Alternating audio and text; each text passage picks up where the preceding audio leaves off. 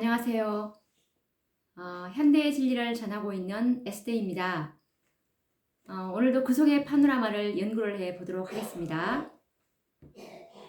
이 마지막 시대에 예수님의 중보의 혜택을 받을 수 있는 그 14만 사천인들과 그리고 이 14만 사천인들은 반드시 이스라엘의 12지파에서 나와야 된다는 그런 것을 우리가 이제 알게 되었는데, 오늘은 이스라엘의 승리한 이스라엘의 12지파 중에서 이 베냐민의 그 품성의 속성과 그들이 또 예수님의 의와 그리고 예수님의 그 보혈을 의지해서 승리할 수 있던 그 원인에 대해서 우리가 또 연구를 해보는 시간을 갖도록 하겠습니다. 이 오늘 연구할 지파는 이 베냐민 지파인데요. 정말 이 야곱의 막내 아들 12번째 아들이었죠. 이 베냐민은. 그래서 이 베냐민 지파를 그 상징하는 보석은 정말 대제사장의 가슴에 부착되어 있는 그 흉패를 보시면 셋째 줄에 있는 그 자수정입니다. 출애굽기 28장 19절에 보면 잘 나와 있습니다. 이 자수정은 붉은 돌입니다. 붉은 돌로서 그 우리가 포도즙을 보시면 그 포도즙에 보이는 자줏빛 색깔이 나는데요. 이 보석에 이 베냐민의 이름이 새겨져 있었습니다. 그래서 우리가 이 야곱의 유언에서 보시면 이 베냐민은 가정 환경에서 형성된 좋지 못한 그 품성인 이리와 같이 잔인하고 물어뜯고 그리고 움키는 악한 성품을 가지고 있었는데요. 그런데 이들도 이 십자가에서 흘러나온 그 자줏빛 보혈로 씻어서 이제 변화되었습니다. 그래서 이런 특성을 가진 그 사람들에게는 이 베냐민 지파를 통해서 얼마나 큰 위안을 주고 있는지 모르겠습니다. 이 14만 4천인 중에서 12,000명은 이 베냐민 지파의 이름으로 하늘 도성문을 이제 통과하게 될 것입니다. 이 베냐민 지파의 깃발은 1위가 그려져 있는 그 깃발이었습니다. 이 베냐민은 라헬이 야곱에게서 이제 낳게 된 둘째 아들이었죠. 그래서 그 이름을 이제 베냐민이라고 부르게 되었는데, 그 과정을 베냐민이라고 부르는 그 과정과 어떻게 이 아이를 낳게 되는 그 과정을 좀 알아보도록 하겠습니다. 창세기 35장 16절에서 18절 말씀을 보시면 라헬이 이제 그 아이를 낳게 되는 그런 과정이 나오는데, 그들이 베델에서 발행하여 에버랏에 이르기까지 얼마 길을 격한 곳에서 라헬이 임산하여 심히 신고하더니 그가 난탄할 즈음에 산파가 그에게 이르되 두려워 말라, 지금 그대가 또 등남하느니라 하매 그가 죽게 임하여 그 혼이 떠나려 할 때에 아들의 이름은 베노니라 불렀으나 그 아비가 그를 베냐민이라 불렀더라. 이 라헬이 이제 베델에서 이제 이 야곱이 이제 순례하는 과정에서 이제 에버랏에 이르기까지 그곳이 약간 격한 길이었어요. 그래서 이제 정말 이 라헬이 굉장히 이제 임산부가 그 순례하는 과정이 힘들었겠죠. 그래서 이제 몹시 산고가 심했어요. 그래서 이제 난산을 하게 됐는데 아들을 이제 낳았습니다. 그 아들이 바로 이제 그 베냐민이었는데, 이 라헬이 처음에 이 아들의 이름을 이제 라헬이 지어주게 되는데 베논이라고 처음에 불렸습니다. 그런데 이 야곱이 베냐민이라고 이제 고쳐서 부른 그런 과정의 말씀인데, 이와 관련된 그 말씀이 성경 주석 창세기 35장 18절 말씀입니다. 베냐민의 출생은 하나님이 또 다른 아들을 주실 것이라는 의미로 요셉의 이름을 지은 라헬의 소원에 대한 성취였다. 창세기 30장 24절 보면 잘 나와 있죠. 그녀는 해산 중에 죽어가면서 이 아들의 이름을 베노니, 곧 내 고통의 아들 혹은 내 불행의 아들로 지었다. 그녀의 관점에서 상황들을 살펴볼 때 이것은 매우 적절한 이름이었다. 그러나 야곱은 베냐민으로 불렀다. 문자적으로 오른손의 아들이다. 야민, 오른쪽은 행복과 번영을 함축하고 있으며 아랍어에서도 행운을 뜻한다. 진정한 낙관주의자 야곱은 자기의 막내 아들이 용기와 희망을 표현하는 이름, 곧 라헬을 상실한 자신의 슬픔보다 그의 12번째 아들의 태어났을 때 그의 마음속에 밀려왔던 기쁨을 언제나 상기시켜주는 이름을 갖기 원하였다. 그것은 다른 한쪽을 상실한 것을 부분적으로 보상하였다. 이제 이렇게 해서 이제 베노니에서 베냐민으로 바뀌는 과정이었는데요. 정말 이 야곱은 정말 진정한 낙관주의자 같습니다. 그래서 정말 이 베냐민을 볼 때마다 이 라헬을 잃은 슬픔보다도 정말 그 마음속에 그 아이를 낳게 됐을 때 그 기쁨을 더 떠올리는 정말 항상 긍정적이고 이런 희망적인 이런 야곱의 성격을 또 엿볼 수 있겠습니다. 그래서 이렇게 이제 사랑하는 아내와 요셉을 잃은 이 야곱의 슬픔을 이렇게 야곱은 이 베냐민을 통해서 많이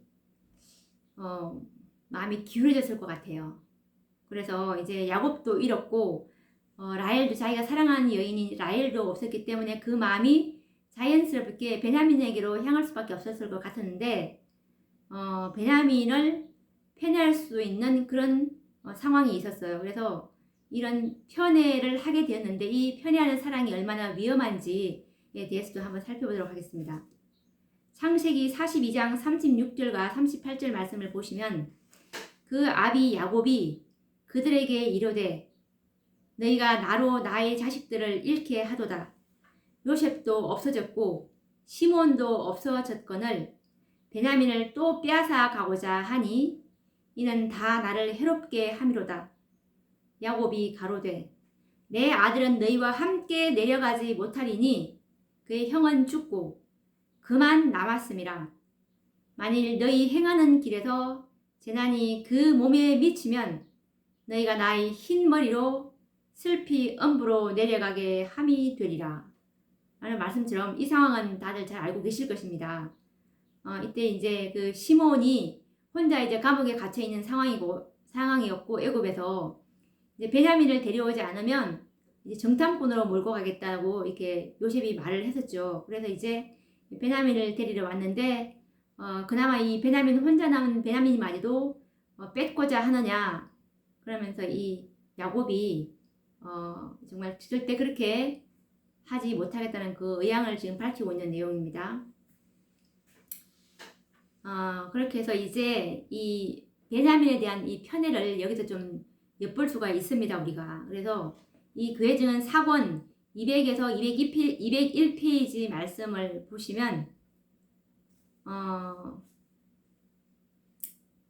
정말 이 아이들에 대한 이 편애, 그러니까 아이들에게 어떻게 나쁜 영향을 미치는지에 대해서 한번 알아보도록 하겠습니다. 많은 가정에서 거의 유아기 동안에 허영과 이기심의 씨가 어린이들의 마음밭에 뿌려진다. 그들의 귀여운 몇 마디 말들과 행동들이 그들이 있는 데서 칭찬되고 찬양된다. 그리고 다른 사람들에게 과장되어 되풀이된다. 어린이들은 이것을 주목하고 자존대로 의기양양해진다. 그들은 감히 대화를 가로막으며 건방지고 뻔뻔스러워진다. 아첨과 멋대로 하도록 두는 것은 그들의 허영과 외고집을 기른다. 그리하여 마침내 가장 어린 것이 아버지와 어머니가 포함된 전 가정을 다스리는 경우가 드물지 않게 되어버린다. 라는 말씀처럼 정말 오냐오냐 하면서 기른 아이들이 있지 않습니까? 이런 애들이 정말 건방지고 뻔뻔해지고 그리고 정말 이 아이에게 칭찬하는 말들 특히 외적인 것에 대한 칭찬 이런 것들이 그 아이들을 얼마나 허영심을 길러주는지에 대한 그런 경고의 말씀입니다. 정말 이 칭찬은 물론 필요할 때가 있습니다. 그들이 칭찬과 용기와 격려를 주는 그런 말들은 아이들한테 필요한 경우가 있지만 정말 이런 외모적인 그 칭찬이라든지 아니면 그 하나님 안에서 칭찬받지 못하는 그런 칭찬들에 대한 것은 결코 아이들한테 이득이 되지 못한다는 그런 말씀입니다. 그리고 교회증은 4권 201페이지나 202페이지 말씀을 보시면 훈육을 제대로 받지 못한 사람들의 대다수는 세상과는 엇갈린 채 인생을 살아가며 그들이 성공했어야 할 곳에서 실패자가 되고 만다. 그들은 세상이 그들에게 아첨하거나 비위를 맞추지 않기 때문에 세상이 그들에게 원한을 품고 있다고 점점 더 생각하게 되며 세상에 대하여 원한을 품음으로써 복수를 하고 세상에 공공연히 반항을 한다. 한 번도 그 비난이나 책망을 받지 못한 부모에게서 이런 아이들은 사회에서 적응을 하지를 못합니다. 그래서 정말 가장 사랑하는 그 부모 밑에서 훈육을 제대로 받는 아이들이 사회에서 쓸모있고 유용한 아이들이 되는데 견디지를 못합니다. 이 훈육을 제대로 받지 못한 아이들은 사회생활에서 견디지 못하기 때문에 결국은 이게 나고자가 될 뿐더러 정말 하나님의 그 영광을 나타낼 수 없는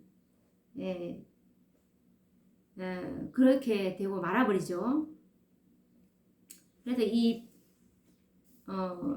편애나 그리고 아이들에 대한 그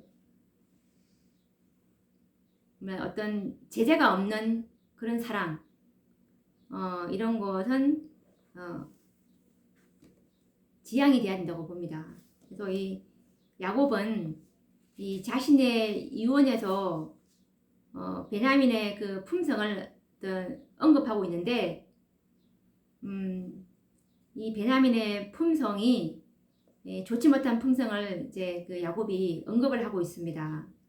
이 베냐민이 정말 빼앗고 움키고 물어뜯는 그런 성격을 잘 묘사를 하고 있습니다. 베냐민의 창세기 49장 27절 말씀입니다.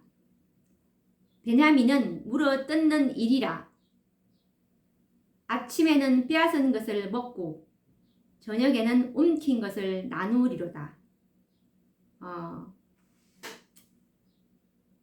이렇게 이 베냐민 그 지파의 이 잔인하고 정말 호전적인 이런 특성을 볼 수가 있겠습니다. 그래서 교회증은 4권 202페이지 말씀을 보면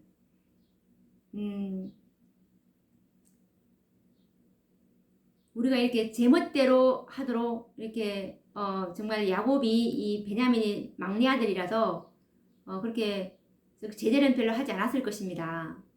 너무나 불쌍했기 때문에 하고 싶어도 그냥 오냐오냐 하면서 했던 그런 것을 많이 공감은 할 수 있어요. 그런데 그렇게 키우다 보니까 이렇게 품성이 꼴지어지게 됐는데 한번 읽어보도록 하겠습니다. 제멋대로 하도록 내버려둔 어린이들은 행복하지 않다. 정복되지 못한 가슴은 그 속에 안식과 만족의 요소들을 갖고 있지 않다. 지성과 마음은 훈육을 받아야 하며 품성이 우리 존재를 다스리는 현명한 법칙들과 조화를 이루도록 적절한 제지 아래 두어야 한다. 불안정과 불만족은 방종과 이기심의 결과이다. 정말 제멋대로 하면 행복할 것 같지만 절대로 그렇지 않습니다. 그래서 정말 이 제멋대로 하도록 내버려둔 아이들이 정말 불안정하고 그 품성이 불만족스러운 경향을 항상 가지고 있는데, 이것은 정말 자기가 하고 싶은 대로 한 그 방종과 갖고 싶은 대로 가졌던 그런 이기심의 결과가 바로 이 불안정과 불만족입니다. 그래서 우리는 정말 이 안식과 만족을 얻으려면은 어떤 하나님의 이 법칙 안에서 항상 이런 안식과 만족이 있다는 것을 우리가 잊어버리면 안 될 것 같습니다. 그리고 부조와 선지자 579페이지 말씀인데요. 젊은이들이 제멋대로 하도록 허락하는 것보다 가족들에게 더 큰 저주가 없다.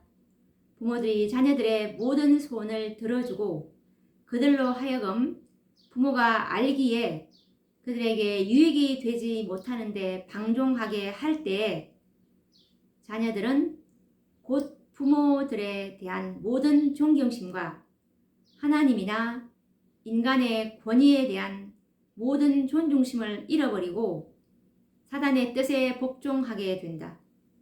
잘못 단속한 가족의 영향은 널리 퍼지고 온 사회와 국가에 해를 끼치는 악의 조수를 쌓아 올린다. 정말 제멋대로 하도록 내버려 둔다면 부모가 이처럼 큰 저주가 없을 것입니다. 그렇게 될 때 이제 부모에 대한 존경심, 그리고 하나님이나 다른 인간에 대한 그런 존경심은 모두 다 잃어버리게 될 것입니다. 그래서 그 아이는 정말 사단의 이제 전적인 노예가 될 것이라는 그런 말씀입니다. 이런 베냐민 자손에게서 잔인하고 호전적인 그런 역사를 어릴 때 잘못 그 꼴져진 품성으로 인해서 이 자손들의 역사가 나타나게 되는데, 이 역사의 배경을 좀 알아보도록 하겠습니다. 사사기서 21장 1절과 3절 말씀을 보시면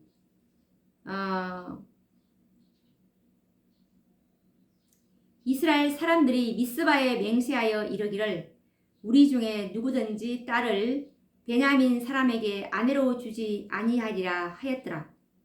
백성이 베델에 이르러 거기서 저녁까지 하나님 앞에 앉아서 대성통곡하여 가로되 이스라엘의 하나님 여호와여, 오늘날 이스라엘 중에 어찌하여 한 지파가 이제러졌나이까 하더니, 이 말씀은 다 알고 계실 것입니다. 우리가 사사기 19장 20장을 잘 읽어보시면 이 말에 대한 그 전후 배경이 잘 나와 있는데,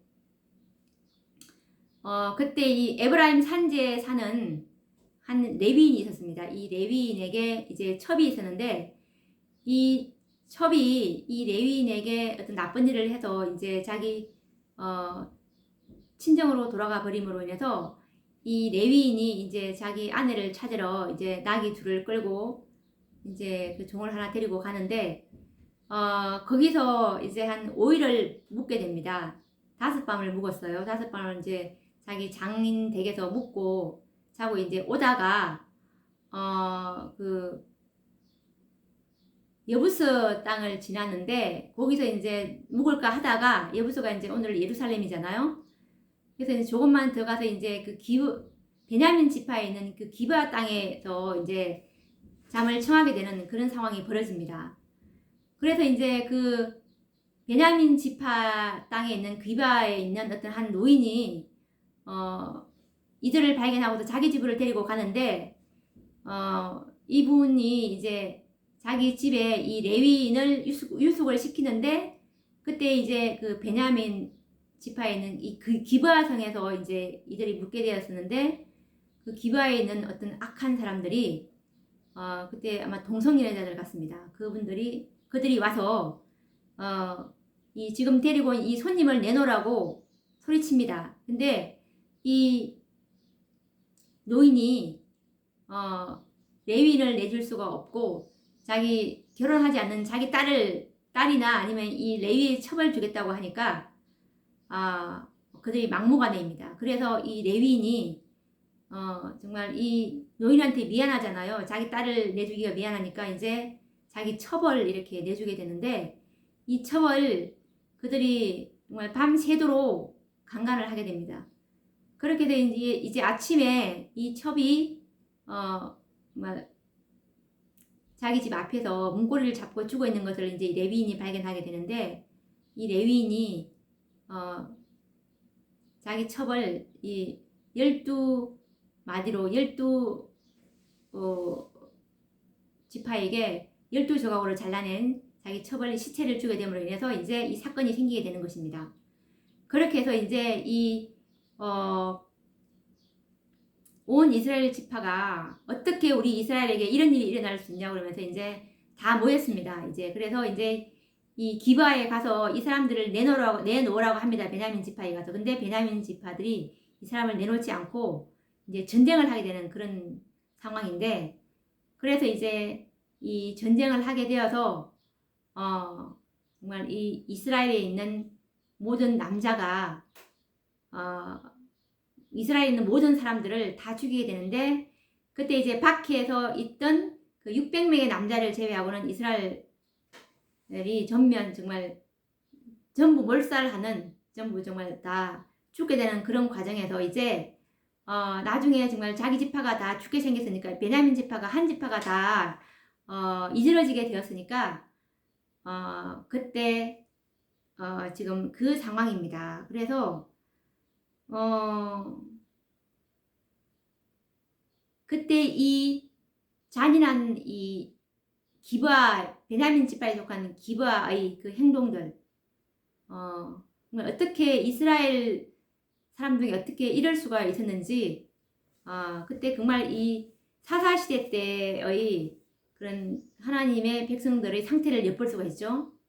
율법이 전혀 없었고, 정말 하나님의 뜻대로 살지 않았던 우리가 너무나 지금 하나님에게서 너무나 멀리 떨어져 있는 것 같은 그런 것들을 많이 엿볼 수가 있죠. 얘기가 좀 길었습니다. 그래서 이 SDA 성경주석 사사기 21장 1절 말씀을 보시면 기브아의 악인들을 두둔한 베냐민 지파 사람들의 행동으로 이스라엘 백성은 베냐민 지파 사람들과는 통혼하지 않겠다고 서약할 정도로 분개했는데 이는 가나안의 7 이방 족속들과 통혼하지 말라고 여호와가 명령한 것과 동일한 방식이었다. 그러니까 가나안인들처럼 그렇게 지금 취급을 하는 내용입니다. 이 베냐민 지파를 그들이 하는 행동으로 말미암아서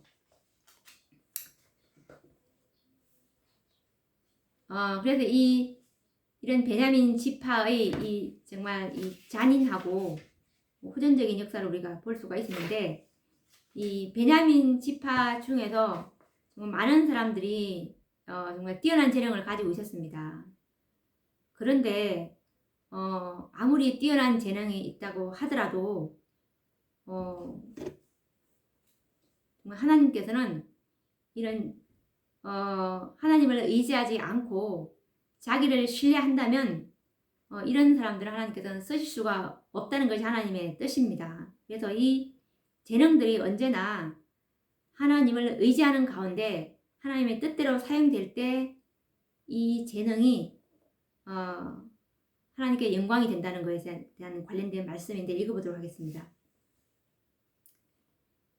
역대상 사사기 20장 15절과 16절 말씀을 보시면 이 베냐민 지파의 뛰어난 재능에 대한 말씀입니다. 그때 성읍들에서 나온 베냐민 자손의 수는 칼을 빼는 자가 모두 26,000이요. 그 외에 기브아 거민 중 택한 자가 700인데 이 모든 백성 중에서 택한 700명은 다 왼손잡이라 물매로 돌을 던지면 호리도 틀림없이 틀림이 없는 자들아. 이때 상황은 이제 이스라엘 그 11지파하고 이스라엘 11지파들이 이제 베냐민 지파를 치러 나올 때 이 베냐민 지파의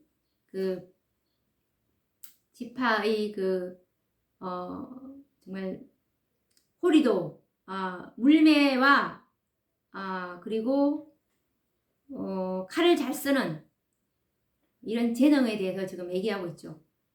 그리고 역대상 8장 40절 말씀을 보시면 울람의 아들은 다 큰 용사요 활을 잘 쏘는 자라.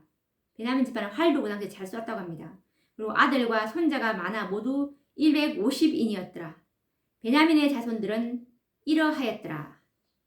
그리고 역대상 12장 1절과 2절 말씀을 보시면 다윗이 기스의 아들 사울을 인하여 시글락에 숨어 있을 때 그에게 와서 싸움을 돕는 용사 중에 든 자가 있었으니 저희는 활을 가지며 좌우 손을 놀려 물매도 던지며 살도 바라는 자요. 베냐민 지파 사울의 동족인데 그 이름은 이러하니라. 그러니까 베냐민 지파들이 싸움도 잘하고 활도 잘 쓰고 물매도 잘 던지는 이런 재능들을 가지고 있었습니다. 부조 553페이지 말씀을 보시면 참으로 겸손한 마음을 품는다면 주께서는 당신의 백성을 위하여 매우 큰 일을 행하실 것이다. 그러나 하나님을 의지하지 않고 자기를 신뢰하면서 어떤 큰 책임을 맡아 성공할 수 있는 자는 거의 없다. 이것이 바로 주께서 당신의 사업을 위하여 쓰실 인재를 선택하는 데 있어서 세상 사람이 위대하고 재능이 있고 훌륭하다고 존경하는 자들을 택하시지 않는 이유이다. 정말 세상에 훌륭하고 위대한 사람 얼마나 많습니까? 그런데 비단 우리 이 현대지리연합운동을 보십시오. 정말 얼마나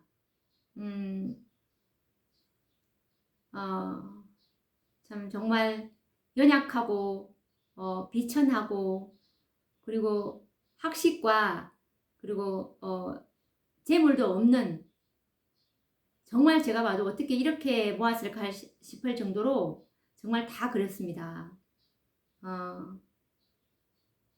그런 자들은 흔히 너무나 교만하고 자부심이 강하다.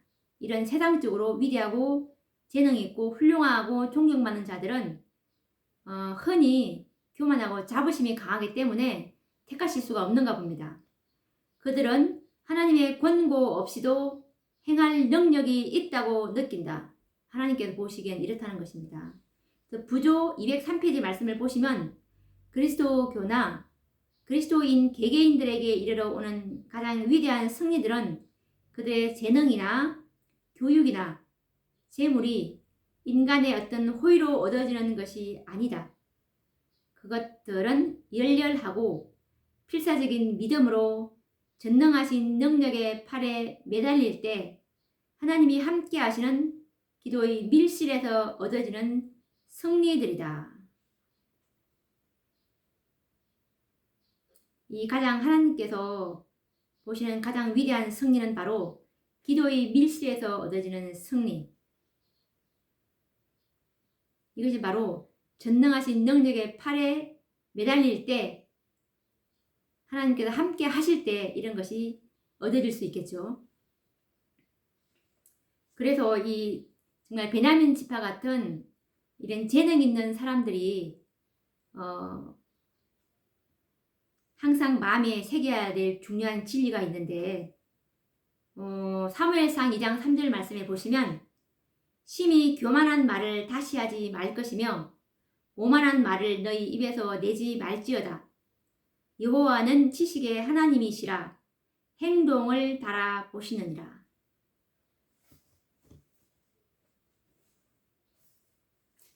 재능이나 달란트가 많다면 정말 교만하고 자부심이 강할 수밖에 없을 것 같습니다. 그래서 우리가 약한 것을 자랑하라고, 왜냐하면은 자기가 약하다는 걸 알면은 정말 온전하게 해줄 수 있는 하나님께로 달려가겠죠. 고린도전서 8장 2절과 3절 말씀을 보시면 만일 누구든지 무엇을 아는 줄로 생각하면 아직도 마땅히 알 것을 알지 못하는 것이요 또 누구든지 하나님을 사랑하면 이 사람은 하나님의 아시는 바 되었느니라. 누구든지 무엇을 아는 줄로 생각하면 알지 못한다고 말씀하셨습니다. 너희가 본다 하니 제가 그저 있느니라 라는 말씀처럼 정말 나는 부자라 부족하여 정말 부자라 부족한 것이 없다고 한 그 라오디게아의 상태가 바로 정말 완전해질 수 있었는데도 불구하고 정말 쭉정이가 될 수밖에 없는 그런 위험에 대한 그런 경고죠. 그래서 선지자와 왕 65페이지 말씀을 보시면 우리로 하나님을 위해 일하도록 자극하는 동기에는 자기 숭배의 어떤 요소도 들어있어서는 안 된다. 무화적 헌신과 희생의 정신은 항상 받으실 만한 봉사의 첫 요소가 되어 왔고 앞으로도 항상 그렇게 될 것이다. 우리 주님께서는 한 오라기의 이기심도 당신의 사업에 짜여 들어가지 않도록 계획하신다. 완전하신 하나님께서 지상 성막을 건축하던 자들에게 요구하셨던 재주와 기술과 정확성과 지혜를 우리의 노력에도 기울여야 하지만 모든 일에 있어서 최대의 재능이나 가장 훌륭한 봉사도 자아를 태워버릴 산 제물로 제단에 올려놓을 때에만 간합된다는 사실을 기억하여야 한다. 아무리 이 훌륭한 재능을 갖다 하지만 정말 이 사람들이 물론 부살렐과 오홀리압처럼 이렇게 정말 성막을 위해서 재능 있는 사람들 하는 게 택하셨겠죠. 근데 이들도 노력을 물론 기울여서 하는 것도 중요하지만 가장 하나님께서 하나님께 간합되는 조건은 바로 자아를 태워버릴 산재물로 제단에 올려놓는 것이라고 합니다. 자아가 승복되지 않는 상황에서 아무리 많은 재능이 있다 한들 하나님께는 간합이 안 된다는 말씀이죠. 그래서 선지자와 왕 219페이지 말씀을 보시면 성공은 재능보다 정력과 자발성에 더욱 많이 달려 있다. 우리들로 하여금 받으실 만한 봉사를 할 수 있게 하는 것은 훌륭한 재능이 아니라 매일의 의무를 양심적으로 수행하고 만족하게 여기는 정신, 다른 사람들의 복리에 대하여 소박하고 진실한 관심을 가지는 정신에 있다. 가장 천한 형편에서 참된 미덕을 발견할 수 있다. 성실하고 충실하게 수행한 가장 평범한 일들이 하나님이 보시기에 아름다운 것이다. 하나님께서 보시는 그 미덕은 바로 매일의 의무를 양심적으로 수행하고 만족하게 여기는 정신이라고 합니다. 그리고 정말 다른 사람들의 복리에 대해서 진실한 관심을 가지는 정신, 그리고 성실하고 충실하게 수행한 가장 평범한 일, 이것들을 하나님께서 아름답게 보신다고 하십니다. 그래서 정말 하루하루 주어진 일에 대해서 완전하고 최선을 다해서, 그리고 정말 다른 사람의 복리에 관심을 가지는 그것이 자기가 있는 자리에서 할 수 있는 최선의 것이 아닐까라는 생각이 듭니다. 이 베냐민 지파의 그 유력한 사람이었던 그 이스라엘의 초대왕 사울을 기억하실 것입니다. 이 사울은 정말 시작은 좋았는데 결말은 정말 비참했죠. 이 베냐민 지파의 사울에 대해서 좀 알아보도록 하겠습니다. 사무엘상 9장 1절과 2절 말씀을 보시면 베냐민 지파의 기스라 이름하는 유력한 사람이 있으니 그는 아비엘의 아들이요 스롤의 손자요 베고라스의 증손이요 아비야의 현손이라 베냐민 사람이더라. 기스가 아들이 있으니 그 이름은 사울이요 준수한 소년이라. 이스라엘 자손 중에 그보다 더 준수한 자가 없고 키는 모든 백성보다 어깨 위는 더하더라. 라는 말씀처럼 이 사울이 처음에는 정말 얼마나 겸손했습니까? 이 사울이 이 40세에 이제 왕이 되었잖아요.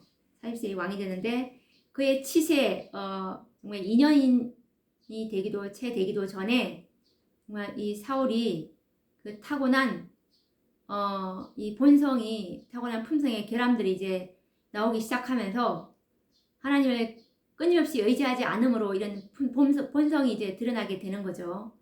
그래서 늘 정말 이 성령으로 붙들려 있어야 되는 건데 자기 뜻을 쫓아서 하다 보니까 결국에는 이렇게 정말 사울의 그 위가 영영이 설 수 있었을 그 왕위가 이제 정말 다윗에게로 옮겨가는 그렇게 되고 이제 사울의 말년도 엔돌의 무당을 찾아가야 될 정도로 비참하게 되는 그런 역사를 우리는 다 기억하실 것입니다.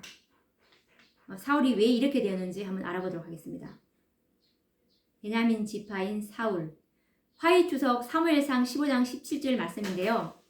사울이 부르심을 받은 것과 같은 이유로 즉 스스로 작게 여기고 겸손하고 가르침을 받고자 하는 마음을 가졌기 때문에 부르심을 받은 사람들이 많다.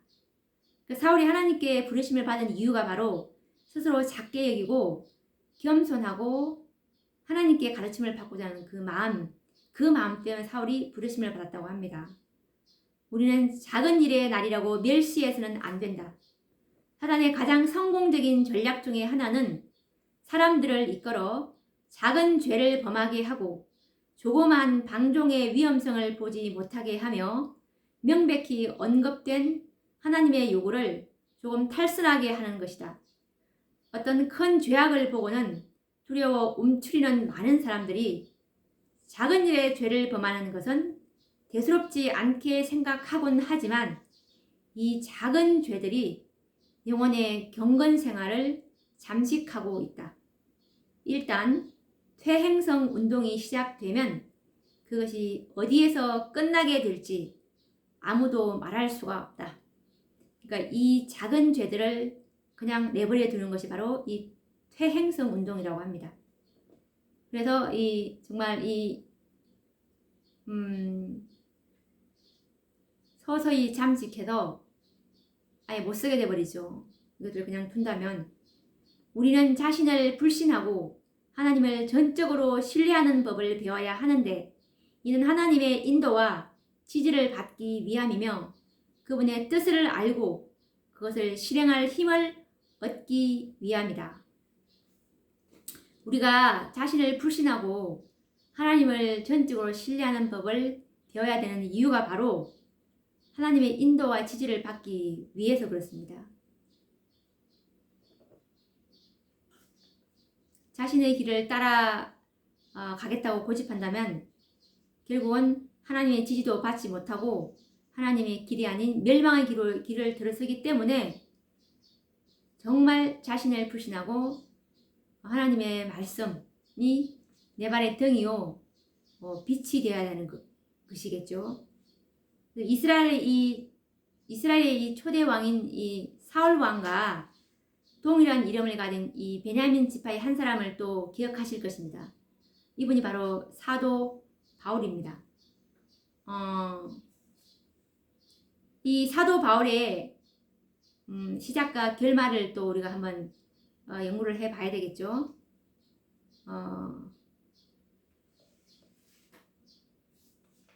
사도행전 9장 1절과 6절 말씀입니다.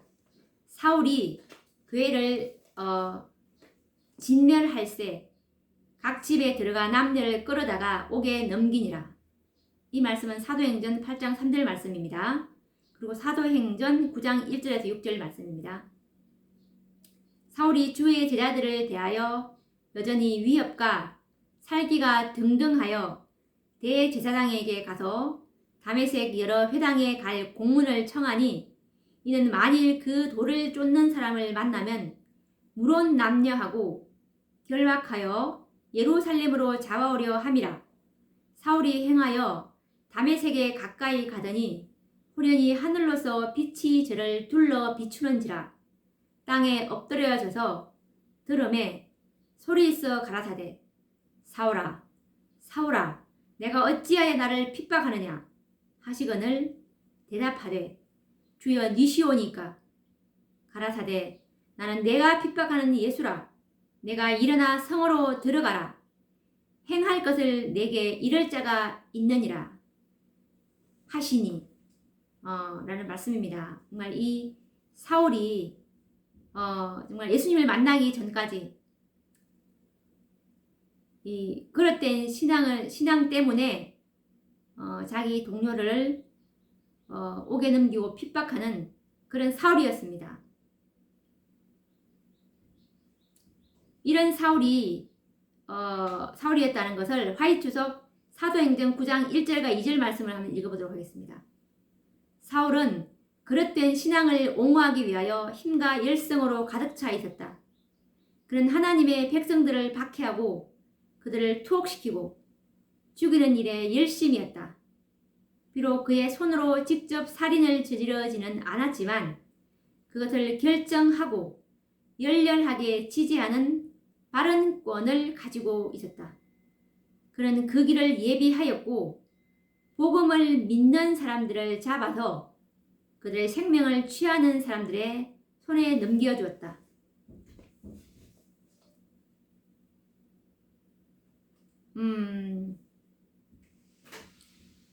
그리고 화이트서 사도행전 9장 6절 말씀을 보시면 만약 사울이 오 주여 나의 구원을 이루기 위하여 당신께서 상세히 말씀해 주신 당신의 지시를 저는 전혀 따를 마음이 없습니다 라고 말했다면 주께서 사울에게 10배의 빛을 더 비추신다 해도 아무 소용이 없었을 것이다. 하나님과 협력하는 것은 사람의 일이다. 인간의 뜻과 방법을 하나님의 뜻과 방법이 되게 하는 것은 가장 힘들고 혹독한 투쟁이며 인간의 큰 결심과 결단을 요한다. 품성은 그 결심과 행동의 성질을 결정할 것이다. 행동을 감정이나 경향성에 맞출 것이 아니라 하늘에 계신 아버지의 알려져 있는 뜻에 맞출 것이다. 성령의 인도를 따르고 복종하라. 라는 말씀처럼 정말 이 사울이 이렇게 돌아설 수 있었던 것은 정말 이 사울이 이런 형제 동족들을 옥에다 넘기고 이렇게 핍박했던 이 사울이 정말 이방인에게 복음을 전하는 큰 그릇이 될 수 있었던 이유가 바로 이 말씀 속에 나타난 그 예수님을 자기가 그동안 잘못된 그 예언을 올바르게 이렇게 깨닫게 되었을 때 그때 이 사울의 마음이 확고해졌습니다. 그래서 우리가 정말 그 하나님의 전을 향한 그 잘못된 열심 이런 것들은 정말 구속의 경륜에 대한 바른 이해가 있었다면 이렇게 되지 않았을 것입니다.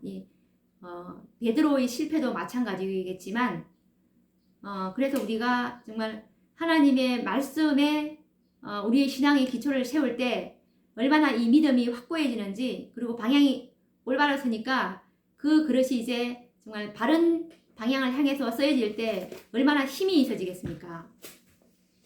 그래서 이 베냐민은 정말 좋은 품성을 가지고 태어나지는 않았지만 또 모세는 이 베냐민에게 축복의 말을 남겼습니다. 한번 읽어보도록 하겠습니다. 신명기 33장 12절 말씀입니다. 베냐민에 대하여는 일렀으되 여호와의 사랑을 입은 자는 그 곁에 안전히 거하리로다.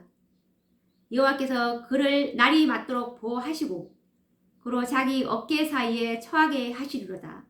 라는 이런 축복의 말을 이 베냐민이 받을 수가 있었습니다. 여호와의 사랑을 입은 자는 그 곁에 안전히 거하리로다. 여호와께서 그를 날이 맞도록 보호하시고 그로 자기 어깨 사이에 처하게 하시리로다. 이 얼마나 듣고 싶은 말입니까? 날이 맞도록 보호하시고 자기 어깨 사이에 처하게 하시리로다. 그리고 이 마지막 이 정말 결정적인 위기의 때 이 베냐민 사람들 중에서 베냐민 지파 중에 또 지파의 어떤 사람에 의해서 또 구원받은 이스라엘이 구원을 받았던 역사를 기억하실 것인데 모르드게를 기억하실 것입니다. 이 모르드게가 베냐민 지파의 사람이었습니다. 정말 이 이스라엘 온 민족이 전부 이 죽임을 당할 뻔했을 때 이 구원한 분이 바로 이 모르드게인데 한번 읽어보도록 하겠습니다. 선지자와 왕 601페이지 말씀입니다. 왕의 조명이 각 도의 이름에 유다인이 크게 애통하여 금식하고 고급하며 부르짖고 굵은 배를 입고 제 누운 자가 무수하더라. 메대 파사의 법령은 취소할 수 없었으므로 분명히 희망이 없는 것 같았고 온 이스라엘은 멸망의 운명에 놓여 있었다. 모르드게는 내가 왕후의 위를 얻은 것이 이때를 위함이 아닌지 누가 아느냐고 하였다. 에스더가 직면한 위기는 신속하고도 열렬한 활동을 요구하였으나 그와 모르드게는 하나님께서 그들을 위하여 힘있게 일하지 아니하시면 그들 자신의 노력은 아무 소용이 없으리라는 사실을 깨달았다. 신속히 연달아 일어난 사건들, 왕 앞에 나타난 에스더, 그가 받은 현저한 은총, 단 한 사람의 빈객인 하만과 왕과 왕후의 잔치, 잠이 오지 않는 왕, 대중 앞에서 명화롭게 된 모르드게, 악한 음모가 발견되었을 때 하만의 굴욕과 죽음, 이 모든 사건은 익히 아는 이야기다 라는 말씀처럼 이 에스더 2장 5절에 보시면 도산 수산에 한 유다인이 있으니 이름은 모르드게라. 저는 베냐민 자손이니 기스의 증손이요 시므이의 손자요 야일의 아들이라. 정말 이 하만이 이 아수엘의 왕에게 이 절하지 않는 이 모르드게에게 부모님 그 직계심이 이제 온 민족에게로 이제 향하게 되었는데 그렇게 해서 이제 한 날을 정해서 온 이스라엘을 이제 죽이라는 그 법령을 포고하게 되는데 그때가 이제 1월 13일인가 그렇습니다. 그런데 그때 이 하만이 아수에로가 그 인장반지로 이제 하만에게 주어서 하만이 정말 누구도 변기할 수 없게 이제 인을 칩니다. 그렇게 해서 이제 1월 13일에 그 법이 공포가 되고 이제 그 법을 실행하는 날이 12월 13일입니다. 그렇게 해서 이제 온 이스라엘이 죽게 생겼잖아요.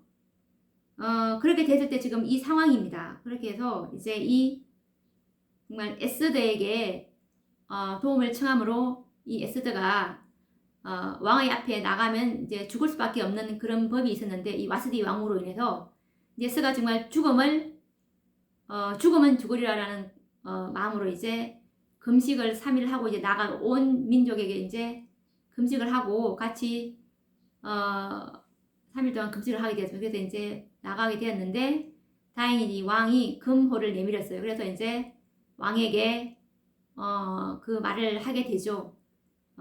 자기 민족이 다 죽게 되었고 자기가 이제 모르드게와 같은 유다인이라는 걸 말을 하고 이제 그 사건을 말을 하게 되면서 이제 그 왕이 그 날짜를 이제 바꾸게 됐는데 그때 3월 23일인가 3월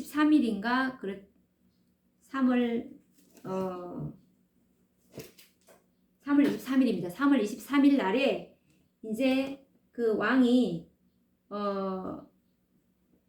조서를 다시 쓰게 됩니다. 다시 쓰게 되는데 그 조서를 이제 그 도리어 반대로 유다인들이 자기를 죽이려고 했던 그 사람들을 다 죽이고 재산을 뺏으라고 이게 왕이 그렇게 합니다. 그렇게 해서 이제 13일 날에 그 날이 정해지는데 이 수산성에 사는 사람들은 14일과 이제 15일을 이제 축제일로 삼게 되는데 그때가 이제 불임절이었죠.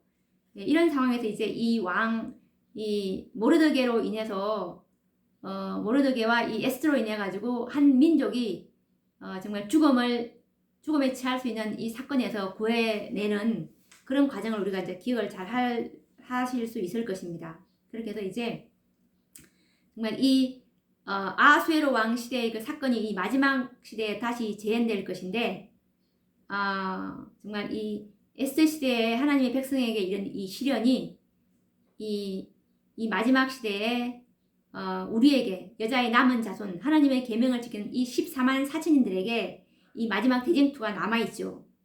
그래서 정말 이 최후에 공포될 법령 1월 법령이 아수에로가 유대인에게 내린 법령과 매우 비슷하죠. 그래서 오늘날 그 참교회의 원수들은 안식일 계명을 지키는 이 적은 무리 가운데서 대궐문에서 이 그 모르드게와 같은 사람을 우리는 이제 볼 수가 있습니다. 이들이 바로 이 14만 4천입니다. 대궐문에서의 모르드게. 하나님의 율법에 대한 그들의 그 존경심. 네. 이들이 바로 이 하나님의 율법을 끝까지 고수할 자들인데 안식일을 짓밟고 있는 사람들에게 끊임없는 견책이 될 것입니다. 시간이 너무 많이 지나가 버렸네요. 할 것이 좀 남아있는데. 네. 오늘 이 베냐민 지파를 통해서 정말 이들도 이렇게 잔인하고 호전적인 성격이었지만 이 승리한 이스라엘 베냐민 지파를 보면서 용기를 내시고 이들도 정말 당당히 계시록 7장 8절 말씀처럼 베냐민 지파 중에 인맞은 자가 1만 2천이라는 이 희망의 말씀을 우리가 기억하시면서 승리하는 이 14만 4천인들이 되기를 바라며 다음 시간에 또 뵙도록 하겠습니다. 감사합니다.